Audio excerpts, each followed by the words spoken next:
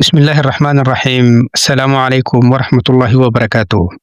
waxaa dhammaad inoo marayay buuggeeni ahaa 48 xeer ee awoodda waxaa inoo soo haray 20 xeer oo keliya insha allahu tacaala muuqaalkeena maanta waxaan ku soo qaadan doonaa 10 xeer oo aad muhiim u ah 10 xeer oo noloshaada wax badan ka bedeli doona insha allahu tacaala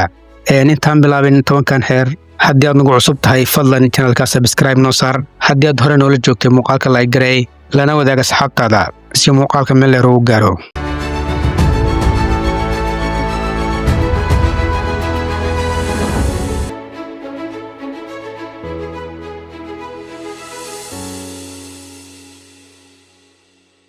xeerka 29aad wax walba qorshay bilow ilaa iyo dhammaad markaad rabto inaad qabato shaqo ama aad leedahay hadaf aad rabto inaad xaqiijiso waxaa aad muhiim u ah inaad si wanaagsan u qorshaysato laga bilaabo bilowga shaqada ilaa iyo dhammaadkeeda qorshaynta wanaagsan waxay kuu sahlaysaa inaad si fudud aad ku gaarto hadafkaaga inta aad ku guda jirto fulinta hadafkaaga waxaad la kulmi kartaa caqabado dhibaatooyin iyo duruufo adag si aanay arrimahaas u noqon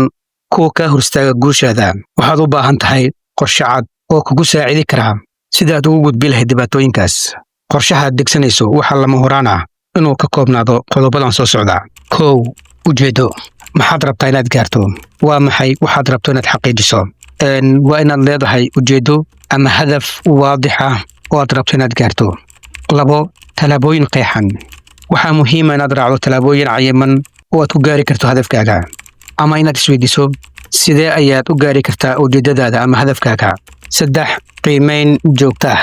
naftaada waxaad ku samaysaa qiimeyn joogto ah adigoo fiirinaya heerkaad taagneed shalay iyo heerkaad taagan tahay maanta ma samayso wax isbeddel ah 4 xalka caqabadaha maxaad samayn doontaa haddii aad la kulanto dhibaatooyin ama caqabado ma waxaad bedeli doontaa qorshahaaga ama hadafkaaga oo dhan ayaad meesha ka saari doontaa dhammaadka hadafkaaga waa meesha ugu muhiimsan ee lagu ogaan karo guushaada iyo guuldaradaada sidaa darteed markaad rabto shaqo inaad bilowdo maskaxdaada ku hay meesha ugu dambeysa ayaad rabto inaad ka gaarto shaqadaas ka fikir dhammaan waxyaabaha kaa hor istaagi kara shaqada iyo isbeddelada lama filaanka ah ee kugu dhici kara si aad mar walba u ahaato qof diyaar u ah inuu wajaho xaalad kasta guusha waxay u baahan tahay qorshe iyo diyaargarow buuxa haddaba wax walba qorshay min bilow ilaa dhammaad si aad u xaqiijiso riyadaada xeerka 30aad ka dhig guulahaaga kuwa si fudud aad ku gaartay markaad guul gaarto ha muujin inay ahayd mid adag oo aad rafaad badan ka soo martay halkii aad dadka tusi lahayd dhibka iyo rafaadka aad ka soo martay gaarista guushaada waxaad iska dhigtaa qof si fudud oo aan dhib lahayn ku gaaray guushiisa tani waxay dadka kale ku abuuraysaa kalsooni iyo qadirin adiga dhankaaga ah midda kale iska ilaali inaad dadka kale aad barto xeeladaha sirta ah ee aad shaqada u adeegsato sababtoo ah markay ogaadaan farsamooyinkaaga waxay noqon karaan kuwa adiga khatar kugu ah waxayna si fudud ku qaadan karaan booskaaga sidaa darteed xeeladahaaga ha noqdaan sir adiga kuu gaar ah oo aad si deggan u adeegsato markay dadka kale fahmi waayaan sidaad shaqooyinka u qabato adigoo aan wax dhib ah ka marin waxay ku arki doonaan qof gaar ah qof leh karti iyo awood cajiib ah waxayna rumaysan doonaan inaad tahay qof howl kasta si sahlan u xallin kara markaasna waxaad kasbanaysaa ixtiraam iyo kalsooni fara badan dadkana waxay ku arkayaan inaad tahay hogaamiye dabiici ah waxayna diyaar u noqonayaan inay daacad ku noqdaan kula shaqeeyaan waxay kaa bartaan oo ay kugu daydaan waxaadna noqonaysaa tusaale nool xeerka 31aad kontarool ama xakamay dooqyada dadka kale xeerkan waxaa ku xusan in xukunka dhabta ah uu yahay markaad dadka kale ku qasabto inay doortaan doorashooyin adiga ku dan ah waa xeelad lagu hago dadka adigoo si toosa u amrayn balse aad maskaxdooda u jihaynayso si ay ugu fikraan sida adiga aad rabto tusaale markaad rabto in qof uu sameeyo wax adiga dan ku ah ha siin hal doorasho oo keliya ee waxaa siisaa doorashooyin badan 2 doorasho 3 doorasho ilaa 4 doorasho oo dhammaantood adiga dantaada ah si uusan u dareemin inuu adiga dantaada ka shaqaynayo markay doorashooyinka badan yihiin qofka kale wuxuu dareemaa inuu isaga leeyahay awood uu wax ku doorto wuxuu rabana uu dooran karo balse ma oga inaad adiga tahay qofka amarka sare ee doorashada iska leh aadna u isticmaashay awood qarsoon si uu ugu shaqeeyo danahaaga maamulidda dooqyada dadka kale waa xeelad awood badan oo ku oggolaanaysa inaad dadka kale u hogaamiso halka adigaad rabto xeerka 32aad ku ciyaar dadka kale qiyaaligooda micnaha ka faa'iidayso qiyaaliga iyo riyada dadka kale ay leeyihiin xeerkan waxaa ku cad in xaqiiqda nolosha inta badan ay tahay mid adag, murugo leh oo ay dadka kaniya jebiso, balse dadka ma jeclo inay maqlaan waxyaabahaas oo dhan sababtoo ah waxay dareemaan culays iyo xanaaq daran. Dadka waxay jecel yihiin riyooyinka quruxda badan, rajada khiyaaliga ah ama been abuurka ah iyo waxyaabaha la midka ah. Sidaas darteed, haddii aad rabto inaad soo jiidato attentionka dadka kale, waxaad ugu sheekaysaa sheekooyin soo jiidasho leh iyo riyooyin khiyaali ah, sababtoo ah dadka waxay jecel yihiin inay sameeyaan isbeddelo degdeg ah, guulo fudud iyo hodantinimo lama filaan ah.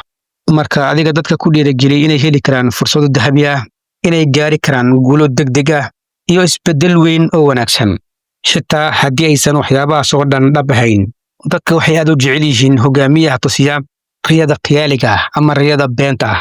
Tusaale, siyaasiga ballanqaada inuu nolosha dadka kale si degdeg ah u beddeli doona ayaa hela taageero ka badan midka aan ballanqaad weyn u samayn dadka kale. Xeerka 33aad, raadi codowgaaga meesha uu ka liito, gacanta ku dhig halka uu ka jilicsan yahay. Qof walba wuxuu leeyahay meel uu ka jilicsan yahay, meel uu daciif ka yahay. Markaad rabto inaad qof maamusho ama aad saamayn ku yeelato, waa inaad raadisaa halka uu qofkaas ka liito. Markaad taas ogaato, waxaad gacanta ku dhigi kartaa badhanka aad ku dhaqaajin lahayd si aad u gaarto ujeedkaaga. Haddaba, si aad ugu guulaysato cadowgaaga, ha weerarin meelaha uu ka adag yahay, balse xoogga saar meelaha uu daciifka ka yahay. Inta badan dadka waxaa la maamulaa iyagoo aan ogeyn, ayagoo laga faa'iidaysanayo baahiyahooda gaarka ah, sida cabsi ay qabaan ama waxyaabaha si gaar ay u jecel yihiin. Tusaale, haddii aad ogaatid in qof ganacsada ah uu u baqayo ganacsigiisa inuu ku khasaaro cabsida uu qabo, waxaad u isticmaali kartaa inaad ganacsadahaas aad ku qanciso inuu adiga shaqo wadaag kula noqdo. taa beddelkeeda adiga inaad ka ilaaliso khasaaraha soo gaari lahaa. Sidoo kale, haddii uu boosku yahay qof jecel ammaanta, waxaad u adeegsan kartaa inaad ammaanto si aad ugu hesho waxaad rabto. Sirta xukunka dadka kale ma ahan xoog, balse waa fahamka dadka iyo sida loo isticmaalo daciiftinimadooda si maskaxaysan.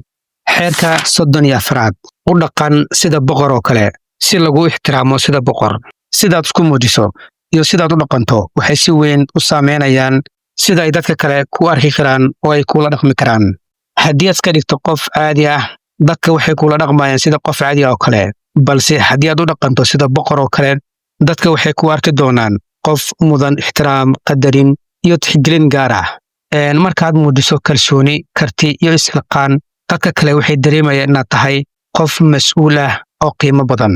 Sidaa darteed, haddii aad rabto in lagu ixtiraamo sida boqor oo kale, naftaada si buuxda ugu kalsoonow, una dhaqan sida qof mudan sharaf iyo ixtiraam. Kadib dadka waxay ku khasbanaan doonaan inay adiga kula dhaqmaan sida boqor oo kale.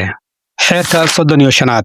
baro sida loo sugo wakhtiga saxda ah. Weligaa ha noqon qof degdeg badan, sababtoo ah degdega badan wuxuu muujiyaa inaadan si buuxda isugu kalsooneen, aadan naftaada xakamayn karin, isla markaana aad u nugushahay khaladaadka. Markaad si degdeg ah ugu dhaqaaqdo wax kasta, waxaad halis u tahay inaad gaarto go'aano qaldan, taasoo keeni karta niyad-jab iyo guul darro. Haddaba baro inaad noqoto qof deggan oo dulqaad leh. Fahan in wax walba ay leeyihiin wakhti u gaar ah oo Ilaahay subxaanahu wa tacaala ugu talagalay. Waxaad maanta u baahan tahay waxaa laga yaabaa inay beri ku yimaadaan si ka qurux badan sidii aad filaysay. Sabarka iyo sugidda waa astaamo muujinaya xasilooni, xikmad iyo kalsooni. Markaad sugto wakhtiga saxda ah, waxaad helaysaa fursad fiican oo aad si wanaagsan ugu diyaargarowdo waxa ku imaanaya. Marka ha ka niyad jebin dib u dhaca yaryar ee ku imaada qorshahaaga, sababtoo ah wax kasta oo qiimo leh waxay mudan yihiin in muddo la sugo. Xeerka 36aad, iska indhatir dadka kale. Iska indhatirida dadka kale waa argoosiga ugu wanaagsan. Cadowgaaga haddii aad muhiimad badan siiso, waxaad ka dhigaysaa mid xoog badan oo ka awood sareeya. Balse haddii aad iska indhatirto, wuxuu noqonayaa qof aan awood lahayn. Haddii aad shay u baahan tahay laakiin aadan heli karin, iska dhig inaadan dan ka lahayn shaygaas. Laakiin haddii ay dadka kale dareemaan inaad shaygaas u baahan tahay, waxay ku arkayaan inaad tahay shakhsi daciif ah, shakhsi aad u liita. Markaad iska indhatirto wax weliba, dadka agtooda waxaad ka noqonaysaa qof sare oo aan waxba ka welwelin. Xeerka 37aad, samayso muuqaal awood badan dadkana soo jiita. Dadka si weyn ayay ugu falceliyaan waxyaabaha indhahooda soo jiita, sida hadalkaaga,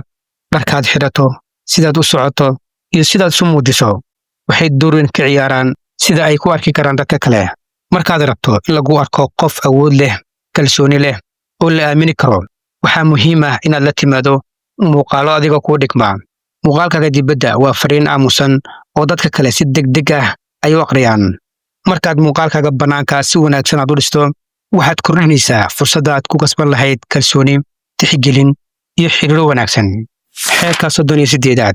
u fikir sidaad rabto, laakiin dadka ula dhaqan sida ayaga yihiin. Inaad leedahay fikir adiga kuu gaar ah waa muhiim, waayo qof waliba wuxuu xaq u leeyahay inuu si madax bannaan ugu fikro. Laakiin markaad bulsho la nooshahay, waxaa lagama maarmaan ah inaad ixtiraamto dhaqanka iyo fikradaha dadku ay aaminsan yihiin.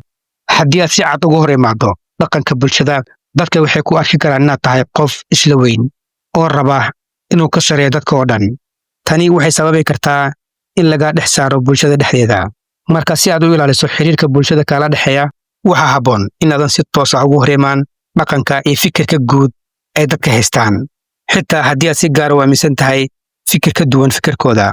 fikirkaaga gaarka ah iyo hal-abuurkaaga la wadaag dadka ku fahmi kara oo kugu kalsoon, si aad ugu hesho garab istaag, fikirkaagana uu ugu dhex fido bulshada dhexdeeda si wanaagsan,